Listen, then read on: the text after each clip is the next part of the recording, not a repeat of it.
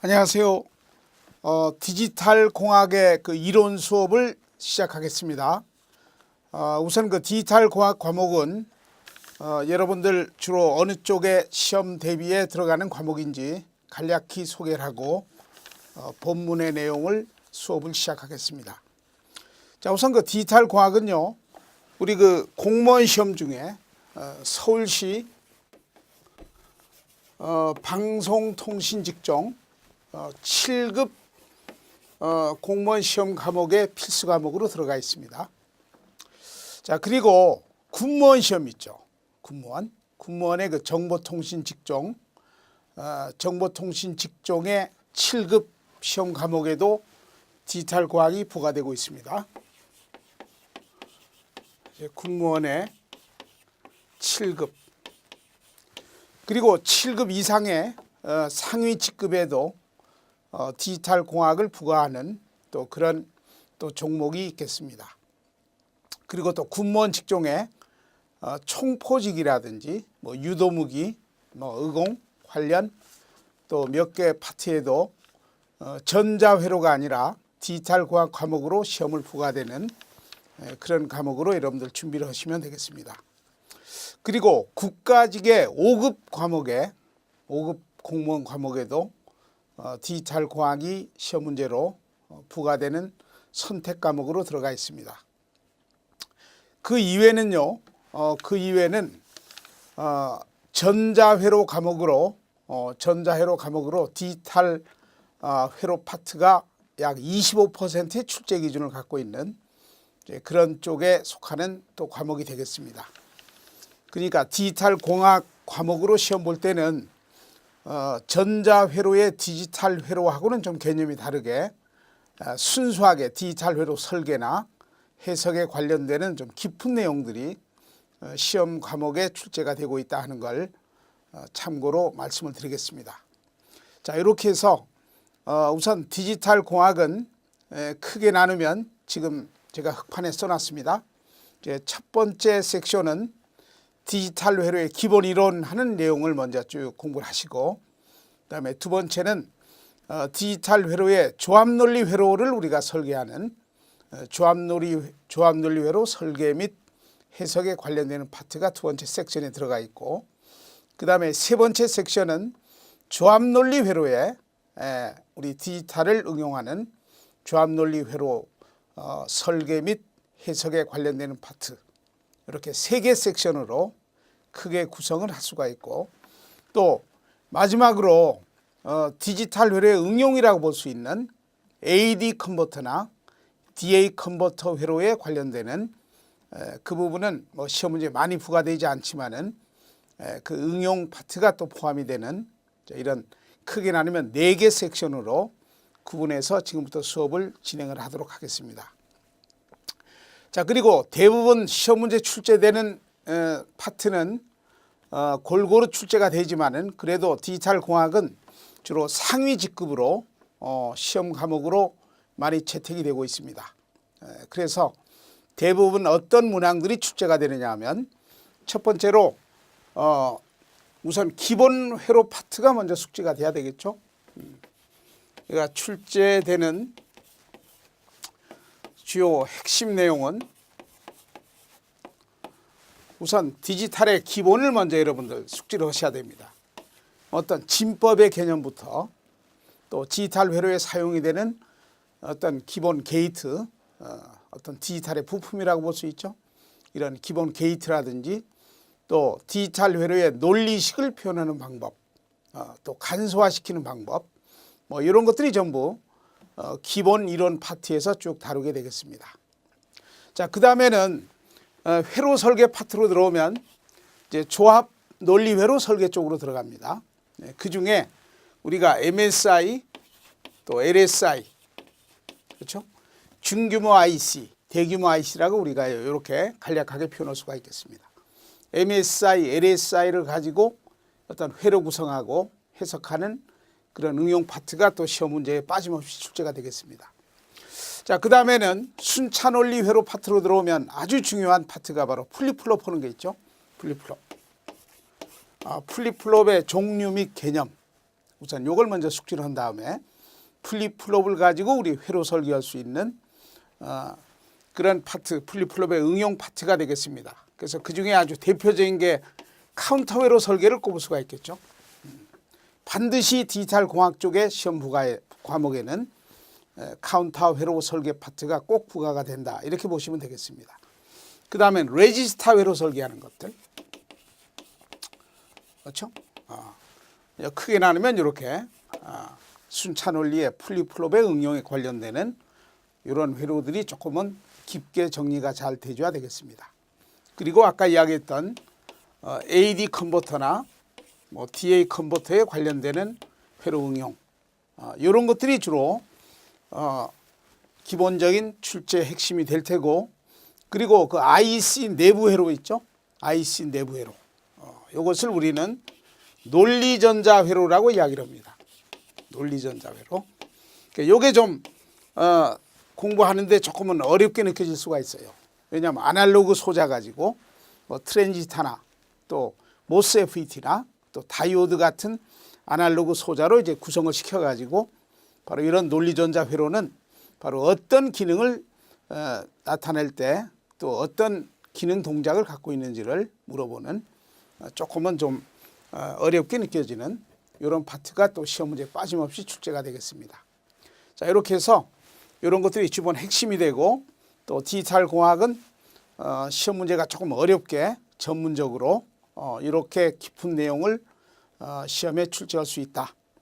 그런 각도에서 여러분들 쭉 대비를 하시면 되겠습니다. 자, 그리고 우리가 사용하는 교재는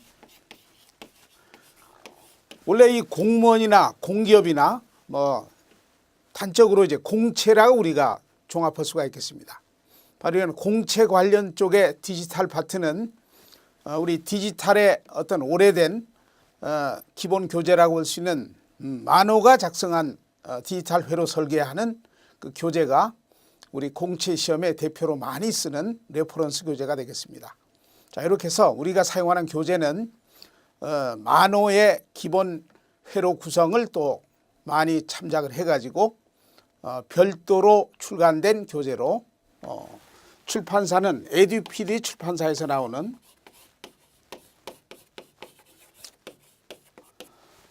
에듀피디 출판사에서 우리가 새롭게 그 교재가 출간이 됐습니다. 그래서 이 교재 가지고 또 필요 없는 부분은 과감히 빼고 또 절대적으로 필요한 핵심 위주로 여러분들이 가능하면 이론을 짧게 그리고 또 확실하게 여러분들 학습할 수 있도록 제작되어 있는 새로운 교재 가지고 지금부터 수업을 진행하겠습니다. 그리고 여러분들이 공부하는 내용은 우선 파트별로 기본 예제들이 있습니다. 우리 이론서 내부에 그 기본 예제를 반드시 여러분들 숙지를 하셔야 됩니다. 그래서 예제를 풀면서 합격할 수가 있기 때문에 먼저 기본 예제 풀면서 이론을 쭉 정리한 다음에는 이제 최종적으로 디지털 공학 전반적인 연습 문제가 있습니다. 그렇죠? 요거는 기본적인 차원의 연습 문제라고 일단 볼 수가 있겠습니다. 그래서 다 이론이 끝나면 전반적인 기본 연습 문제를 먼저 같이 풀겠습니다.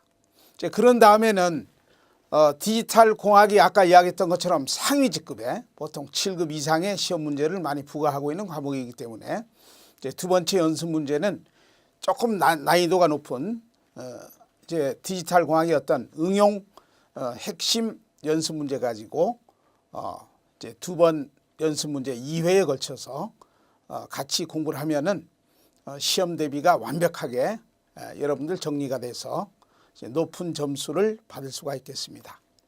자, 이렇게 해서 관련되는 응용이라든지 또 핵심 출제 문제라든지 또 연습 문제 위주로 앞으로 공부를 해야 된다 하는 과목 소개를 마치고 지금부터 수업을 진행하도록 하겠습니다. 자, 첫 번째 섹션은 디지털 회로의 기본 이론 파트가 되겠습니다. 자, 이렇게 해서 우리 교재를 보면서 우리 예제 풀어나가면서 꼼꼼하게 우리 디지털 공학 과목을 정리하는 그런 차원에서 이론 수업을 쭉 진행하겠습니다. 자, 우리 교재를 쭉 보겠습니다. 자, 우리 교재 보면 6페이지에 1번 섹션이 나옵니다. 디지털 회로의 기본 이론 이렇게 해서 그 1번 섹션이 나오는데 우선 거기에 보면 이진수와 코드하는 이런 파트가 시작이 되겠습니다. 이진수와 코드.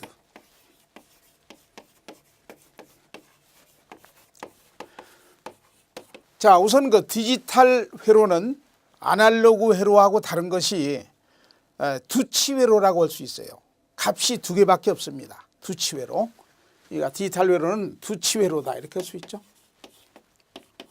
값이 두 개다 그 말이에요. 쉽게 표현하면 1 하는 값이 있고 0 하는 값이 있습니다. 근데 1이라고 하는 값은 제가 그냥 알기 쉽게 표현해서 이진수로 표현해서 1이다 이렇게 하는 겁니다. 근데 원래는 하이레벨이라고 하는 겁니다. 하이레벨. 그렇죠? 하이레벨. 우리가 하이레벨을 디지털적으로 디지털은 두 개 값만 가지고 설계하고 해석하기 때문에 하이레벨을 그냥 1이다 이렇게 쉽게 표현하는 겁니다. 그러면 로레벨은 그렇죠? 로레벨의 값은 우리가 0이다 이렇게. 그러니까 값이 두 개만 가지고 설계가 되는 겁니다. 그러니까 원래는 하이레벨, 로레벨 이렇게 데이터북에도 제시가 되지만은 우리가 하이레벨 하는 영어 대신에 1로서 생각하고 로레벨 하는 영어 대신에 0으로 생각해 가지고 해석하고 또 설계를 쭉 해 나가도록 하겠습니다.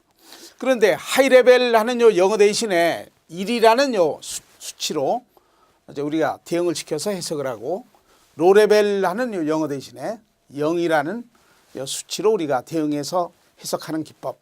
이것을 정논리 방식이라고 하는 겁니다. 그 정논리가 좋은 거예요. 근데 하이레벨 하는 영어 대신에 이걸 0으로 생각하고 로레벨 하는 요 영어 대신에 이걸 1로 생각할 수도 있겠습니다. 그렇죠? 물론요 반대적인 어떤 수치를 대응시키고 있죠. 바로 이런 시각에서 우리가 해석할 때는 분원리 방식의 해석이라고 이야기를 합니다. 뭐 굳이 분원리로 해석할 하등의 이유는 없지만은 경우에 따라서는 어떤 분원리 개념도 거론될 수가 있기 때문에 우리는 정논리 개념으로 해석을 해나가면 혼돈이 되지 않고 쉽게 정리해 나갈 수가 있겠습니다. 그런데 아날로그는요. 아날로그는 다치회로입니다. 값이 그야말로 10진수로 표현되는 실제 값을 그대로 그 레벨을 그대로 가지고 해석하는 것이 아날로그입니다. 그렇죠? 그러니까 디지털은 값이 두 개만 가지고 해석하지만은 아날로그는 여러 개 실제 값을 가지고 해석하는 것이다 하는 게 다른 점이에요. 그래서 오히려 디지털 회로는 우리가 좀 손쉽게 인식이 되는 그런 구성으로 아마 그 이론 수업도 여러분들 아마 손쉽게 조금은 접근할 수가 있겠습니다. 그렇지만은 아까 그 앞부분에 파트별로 주요한 출제 그 문제라든지 이런 걸 소개할 때 깊은 내용들이 디지털 공학에 출제가 되기 때문에 뭐 너무 쉽다 하는 이런 인식보다는 이런 기본을 가지고 응용을 아주 깊게 해나갈 수 있는 그런 공부 자세가 아주 중요하겠습니다. 자, 그래서 어쨌든 디지털은 두치회로입니다. 그러니까 수치로 표현하면 1과 0밖에 없는 겁니다. 그렇죠? 그러니까 결국은 1과 0만 가지고 해석하는 것은 이진수의 기법이라고 할 수 있겠습니다. 그렇죠? 이진수. 그럼 만약에 어떤 실제 신호값을 표현할 때 1, 0으로 표현한다고 할 때 신호값이 큰 어떤 수치를 표현하기 위해서는 1, 0 하는 이진수의 자리가 여러 개가 또 형성이 돼야 되겠죠.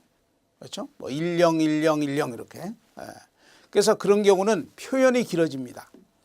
그러니까 1, 0, 1, 0 하는 걸 1비트라고 한다고 그러면 이 1비트의 수치를 4개를 묶어가지고 16진수로 표현하는 기법. 그렇죠? 그러니까 16진수는 4비트로 숫자 하나를 대응시키는 겁니다. 그럼 표현이 좀 짤막해지겠죠. 그게 16진수예요. 그리고 3비트를 묶어가지고 아주 길게 표현된 그 이진수의 어떤 데이터 내용을 3비트씩 묶어서 표현하면 표현이 그나마 좀 짤막하게 표현될 수 있다. 그것을 우리가 8진수라고 하는 겁니다. 그러니까 실제 어떤 하드웨어적으로 처리가 될 때는 1010 하는 이진수 레벨이 들어가서 처리가 되지만은 표현을 할 때는 좀 압축해서 줄여서 표현할 수 있는 8진수, 16진수의 기법도 적용이 되고 있다 하는 걸 여러분들이 기억해 주시면 좋겠습니다. 그래서 여기 1번 섹션에는 뭐 이진수가 실제 골자가 되지만은 8진수, 16진수 개념을 좀 알아두셔야 되겠다 하는 이야기예요.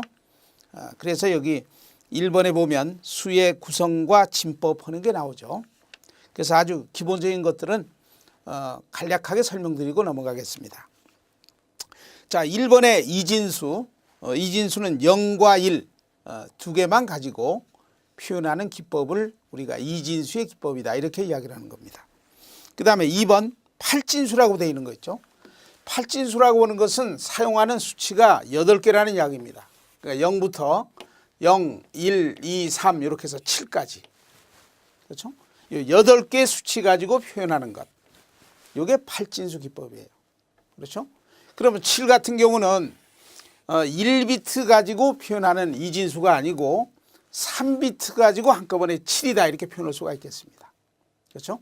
그래서 손쉽게 여러분들 기본적으로는 알고 있기 때문에 7이다 하는 이런 어떤 레벨은 3비트로 111 이렇게 조합이 되는 게 7 하나로 표현할 수가 있겠습니다.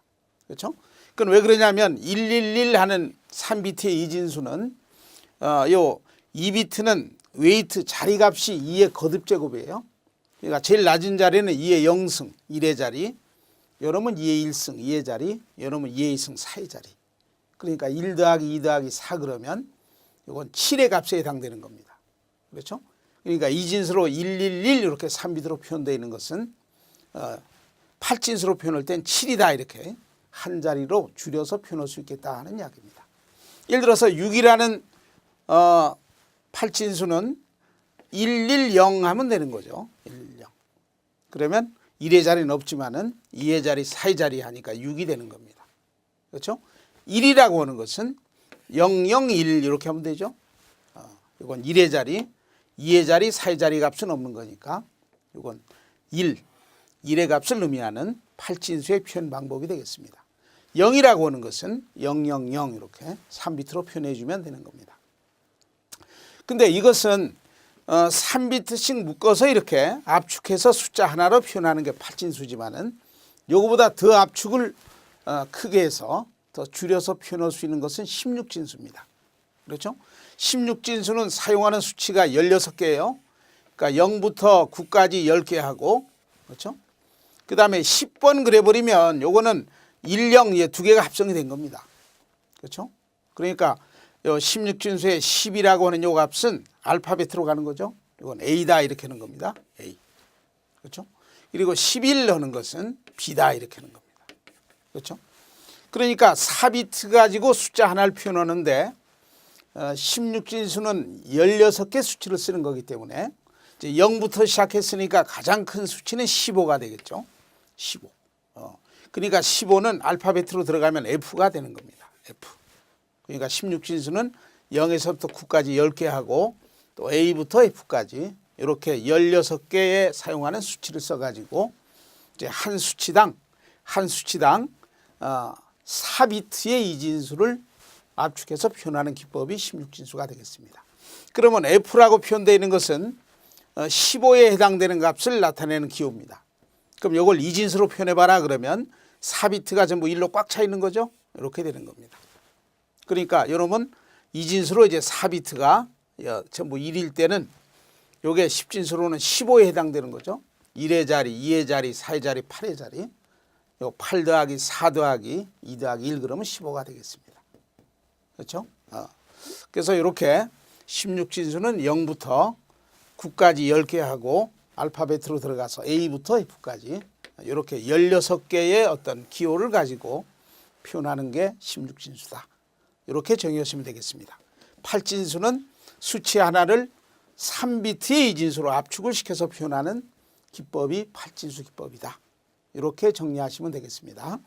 이런 것들은 여러분들 기본적인 거 쉬운 거니까 다 알고 있으리라고 생각하고 있습니다. 자, 그래서 거기 도표를 보면 우리가 사용하는 우리 십진수의 숫자는 십진법이죠. 그래서 0부터 쭉 표현해서 15까지, 이제 15 다음에 뭐 이어지면 16, 뭐 17 이렇게 되겠지만은, 자, 거기 보면 0부터 15까지의 십진수를 십진법으로 이렇게 0부터 15 다 표현했습니다. 자, 요것을 이진수로 표현하는 방법, 두 번째 줄에 쭉 써 있고, 그 다음에 8진수로 표현하는 방법, 그렇죠? 그 다음에 16진수로 표현하는 방법, 이렇게 도표로 여러분들 제시가 되어 있으니까 이것은 한번 읽어보시면 되겠습니다. 자, 그 다음에 두 번째 파트는요, 수의 변환이라고 되어 있습니다. 그러니까 2진수냐 8진수냐 16진수냐 하는 이런 어떤 진법의 변환입니다. 진수의 변환, 쉽게 표현하면 10진수의 크기를 0, 1 하는 2진수로 표현하는 방법,